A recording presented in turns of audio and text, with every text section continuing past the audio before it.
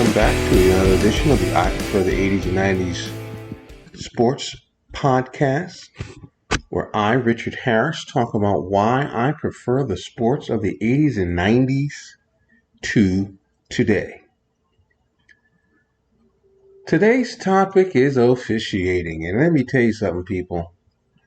Officiating stunk in the 80s and 90s. It's worse today. And the reason why I say it's worse today is that, as I keep bringing up to you, when we were kids, when we were following sports as much as we were as young adults, young teens, high school stars, we all thought that the evolution of sport would be epic, that everything would be better. Players would be better, the quality of the games would be better, coaching would be better, and of course the officiating we thought would be better. Sometimes you watch a game today and you think that you sit at home and you go, I could make that call, or I could have done that. And then you realize how hard it is to be an official because of, number one, the most obvious reason. These men and women are not as fast as the athletes today, are focusing on specific areas instead of all the areas. An official from one side of the field won't make a call if he on something on the other side of the field because it's not his side of the field or her side of the field. And you sit back and you say to yourself, yeah, they could call a penalty on every play in the NFL, a foul on every play in basketball. Balls and strikes to each umpire is different. But it needs to be better. And it needs to be fair, and it needs to be right. College officials get a break because people assume that they're apprentices, that they are essentially people who are doing this kind of like a weekend gig, or they're learning how to be referees so they can referee at the next level. NFL referees all have second jobs. There are some who are lawyers, firemen, police officers. Some of them are physicians. And they're trying to get referees to become more full-time. And maybe they've become more full-time. They all come in now, they're all muscled up.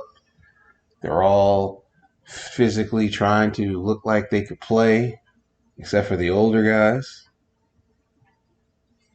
But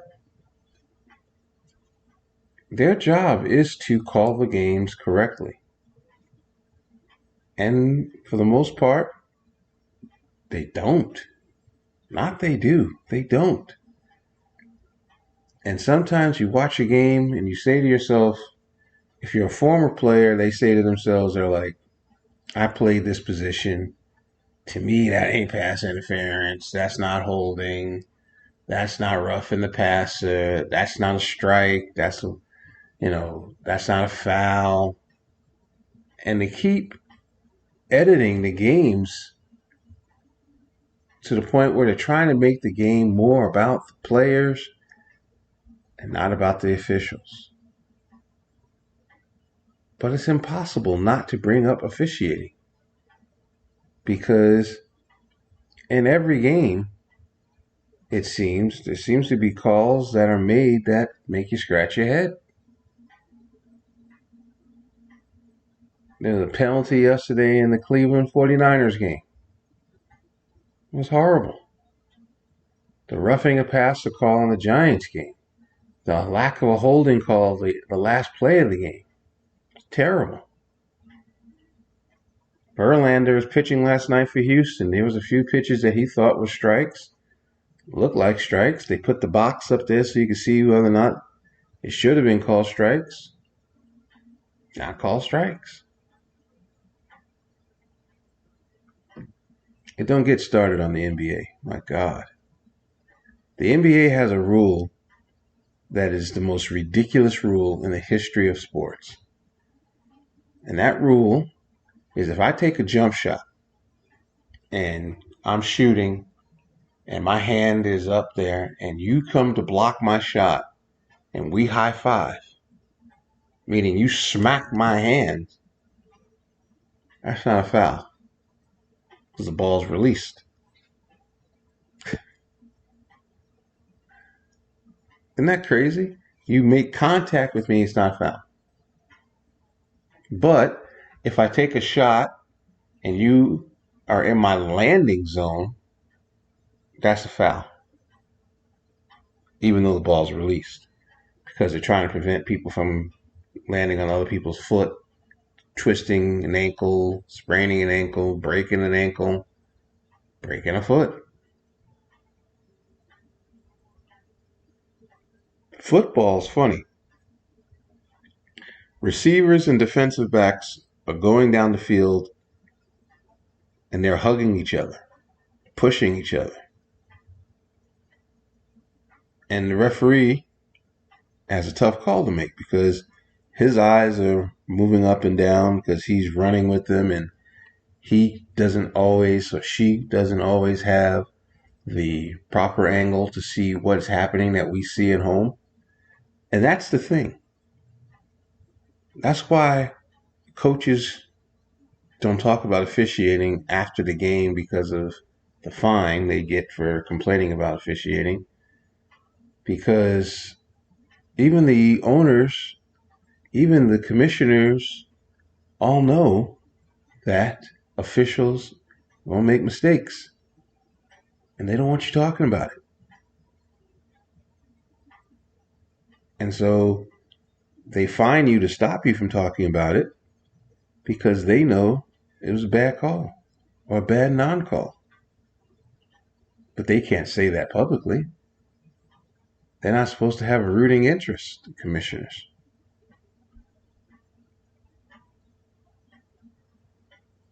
And so, as fans of sports, we sit in disgust when our team, in our view, is being harmed because of the fact that a call wasn't made or a call was made. The Super Bowl last year, Eagles Chiefs. Eagles played the game of their lives, but fourth quarter pass interference call set up the game winner for Kansas City. It was the right call, but as everyone has analyzed over the year, they say that if that was in the first quarter, they may not have called it. If that was in the second quarter, they may not have called it. And so it brings up the question, what's a good call? Or why can't you just call it the whole game? Why can't holding in the first quarter be holding in the fourth quarter? Why do some quarterbacks get roughing the passers called for them because they are superstars and others don't? Why is there a foul called in basketball for certain players and the same foul is not called for other players? Why is that pitch a ball, but it's a strike for somebody else?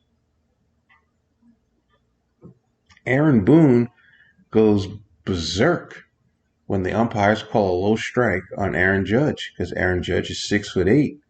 So his low is not low in comparison to, I don't know, Chuck Knobloch. In comparison to DJ LeMahieu. The knees are different heights. So I can understand why baseball umpires have different strike zones because players are different heights.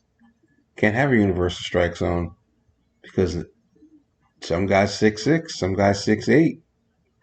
Some guys 5'10". Altuve's 5'7".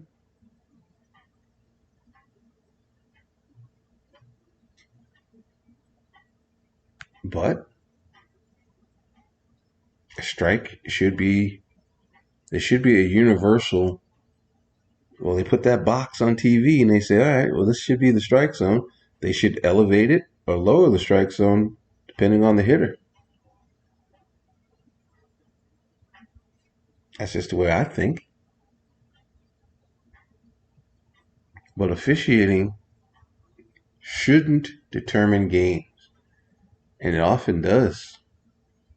Because sometimes it's better to commit a penalty than to give up a touchdown. And does the referee have the guts to make that call? And in a lot of cases, they don't. They don't want to make that call. They don't want to be the guy who prevents certain teams from winning because they made a call that might actually be wrong or scrutinized for 100 years. I mean, we all saw the World Series, I believe it was at 85, when the Cardinals and the Royals, and the man was out at first base by a mile, umpire called him safe. Kept the game going, and the team ended up losing. We've all seen in baseball one of the most egregious, horrible, as he put it, I can't say the word he said, but he said spit kicked, but he didn't say the spit word, he said the SH word, when the pitcher for the Detroit Tigers threw a perfect game, and on the 27th out, umpire called the man safe at first, and he was out by a mile. And he was supposedly at that time, he was the number one rated umpire in baseball.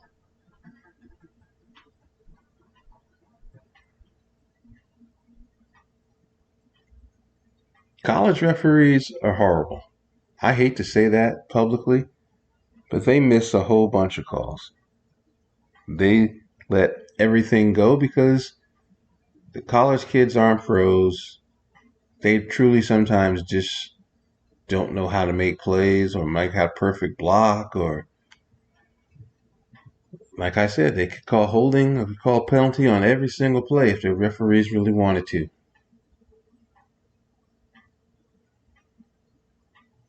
But it's hard to figure out what is what.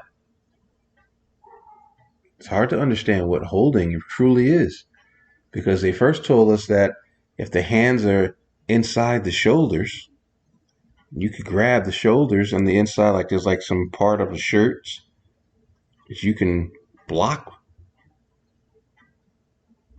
That's not holding. You just gotta let it go. And if you don't let it go, they may call holding because you're impeding a person's ability to move. But right underneath the armpits, it's okay if your hands are inside of it. If your hands go outside of it, that's hugging, and that's also called holding. Roughing the passer, running into the kicker. I saw something that happened this weekend where the kicker ran. They do this rugby style kick where the kicker runs to the side and then punts, so he's not stationary. And once you do that, if you go beyond you've gone beyond the tackles, and you get hit, that's not roughing the punter. And this punter got clobbered, and they said, no, you lose your protection once you run past the tackles.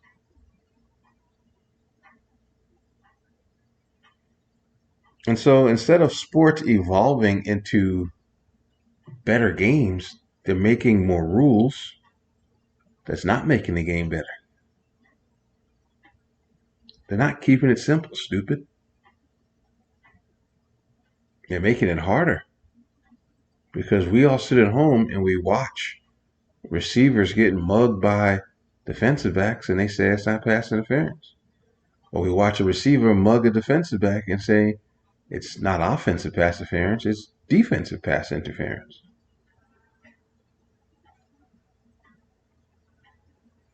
Then don't get me going on the NBA.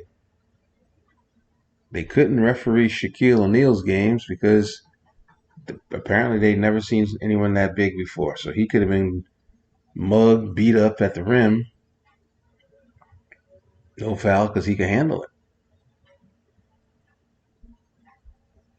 But Michael Jordan goes to the rim, and if you sneezed on him, it was a foul. He's still my guy, though. Anyway, we have 11 more weeks of football. NBA's about to start. World Series is about to happen next week. We will try our best to give referees, umpires, benefit of the doubt. Basically say that they're human. And won't bet on games. That way, it won't cost us any money.